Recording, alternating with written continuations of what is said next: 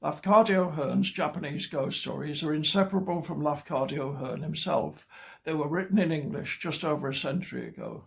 Their author had lived in several countries before arriving in Japan in 1890. 6 years later, he was appointed as a lecturer at Tokyo University. His stories are a product of a long fascination with supernatural stories generally, but also of an intimate familiarity with Japanese folklore. Hearn was born in 1850 on the island of Lefkada in what's nowadays Greece. His parents separated when he was very young, and he went to live with a widowed aunt in Dublin, where he made his first acquaintance with ghost stories. From Dublin, he moved to London. He underwent a change of circumstances as his aunt lost her fortune, after which he had to live in London's impoverished East End. 1869 saw him travel to America. He became a journalist, married a black woman, and immersed himself in the folklore of immigrant communities in Cincinnati and New Orleans.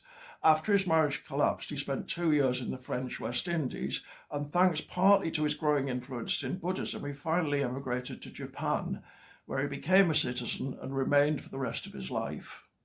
Crucially, he remarried. Setsuko Koizumi, his second wife, seems to be one of those women whose contribution to her male partner's achievements is not generally as fully recognised as it ought to be.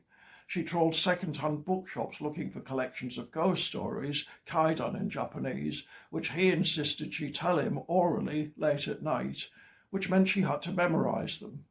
He then wrote them up with the creativity of one who'd been deeply immersed in supernatural tales since childhood. To his mild surprise, they became as popular in Japan as they were in the USA, which he considered his primary market. Translated into Japanese, they're now revered classics in that country. Like the Grimm brothers' tales, they preserve huge chunks of folklore that might otherwise have been irretrievably lost. So what are they about? Well, there are 34 stories in the Penguin collection, and none is more than a few pages long. They include Of a Promise Broken, about her dead wife's vengeful spirit, the story of Ito Norisuke, about a samurai who marries the ghost of a woman who fell in love with him in a past life, and the story of Aoyagi, about a young man who unwittingly marries a tree spirit. There are flesh-eating goblins and faceless ghosts. There are gods and princesses and bodhisattvas. Overall, these are nothing like Western ghost stories. Like all good ghost stories in all cultures, however, they do offer a penetrating insight into the culture that produced them.